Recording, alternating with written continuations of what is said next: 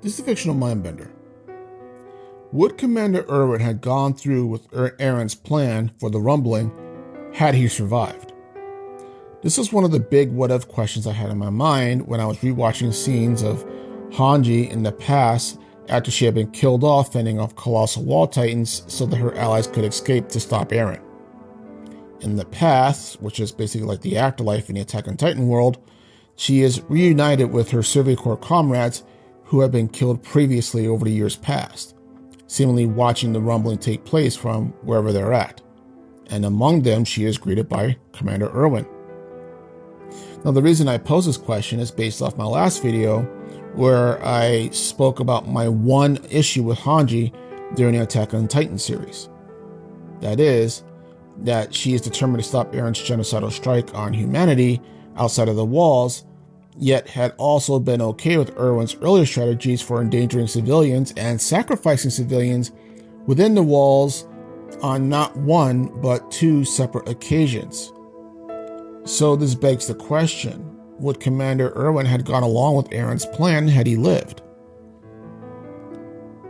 To begin with, I think we need to consider some minor character moments for Erwin to help get that answer, and then combine that with the larger moments that we're already familiar with. The first minor one being back in Season 1, where he privately whispers to Eren to consider who the quote-unquote true enemy is after discovering Hanji's captured pet Titan's dead. It's an unusual and arguably disturbing moment, but one that had implications. If we look at the pre-final season episodes beforehand, Erwin may be referring specifically to the corrupt officials within the three walls, as well as their loyal MPs who serve as their assassins and their bodyguards.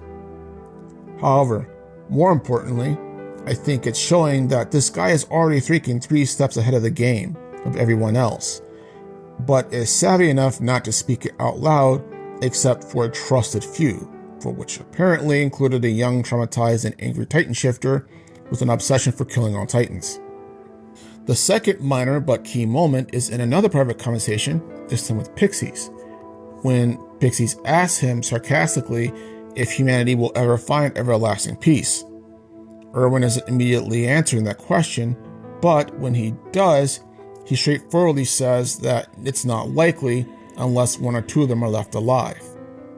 Given what we know now, we can see not only how dark that premise was for Erwin personally, but also how he foreshadowed and maybe even foresaw what the future held for Attack on Titan. Now, let's put these two minor events within the context of the larger events involving the strategies involving Stohaz and Orvid, as well as leading the majority of the Wall's forces in a suicidal headlong assault on Titan forces to rescue Eren Yeager, and his second and last suicidal headlong assault on the Beast Titan in order for Levi to go in to get the kill.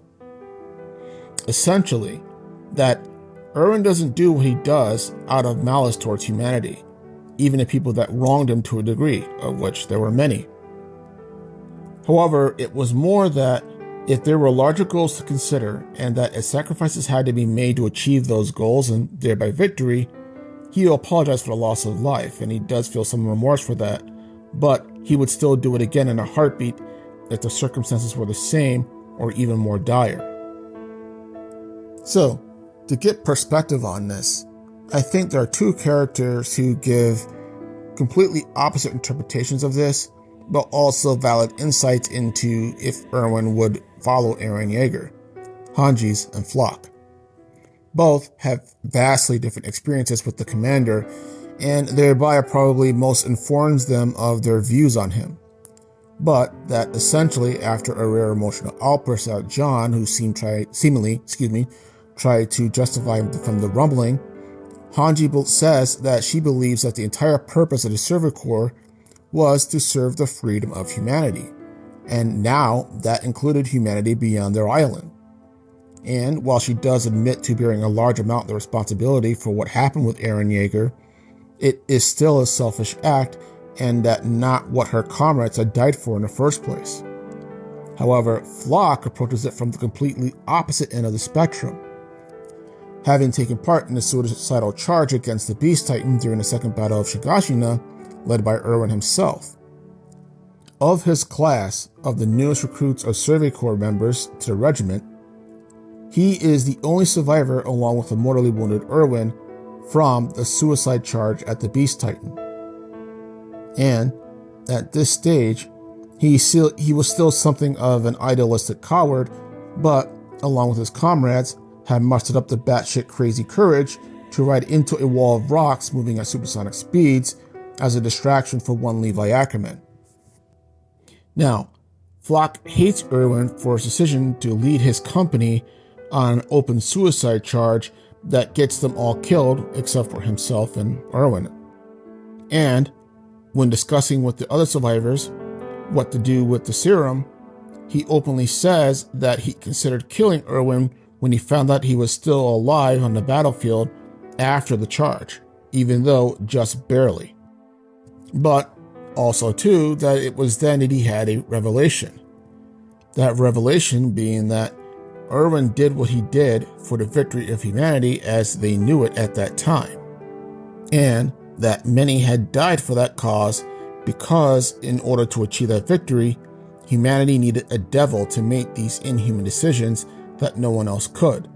And Flock essentially felt that at the same time that Erwin was the devil that the people of Paradis needed in order to survive. So essentially, both interpretations see Erwin as the man who could lead his soldiers into hell and back for the sake of humanity's freedom.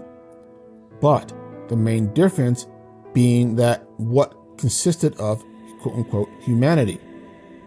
Hanji interpreted it as being the people across the world as well as the people on Paradis Island, while Flock interpreted it as just exclusive to the people of Paradis Island.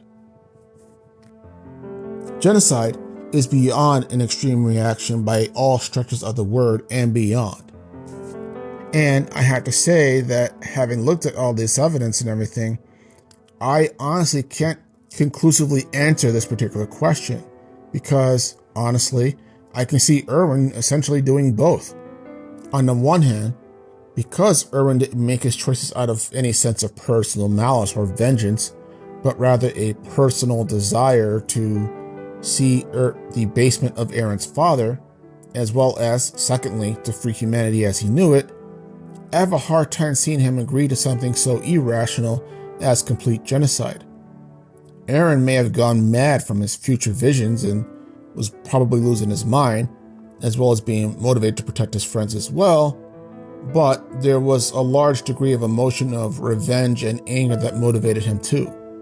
And Erwin only showed such weakness once when we saw him alive. However, I can also see him going along with the rumbling as well, because Erwin clearly establishes a baseline of willing to do whatever it takes to achieve his goals. And again, one of those goals, even though it was secondary, was the protection of the people of Paradis Island. And that he was cynical enough to think that humanity was never going to have any kind of lasting peace, or that if it did achieve a lasting peace, it was only going to be with, again, one or two people. And the fact that Marley and their global alliance was already moving to strike out against the Paradis Island Eldians in the first place, as well as the argument that it would continue as long as the majority of the world supported such actions, might have moved Erwin to take up a survivalist position and decide that if Eldians on Paradis Island were going to be targets, then the threat needed to be removed permanently, or at least as close to permanently as possible. So basically, I can't really say one way or the other conclusively what Erwin would have done with had he survived. But what are your thoughts? Do you think Erwin would have gone through with the rumbling along with Eren, or do you think he would try and stop him as well? Otherwise, let me know in your comments bar below. And this is Fictional Mindbender. You guys have a good day.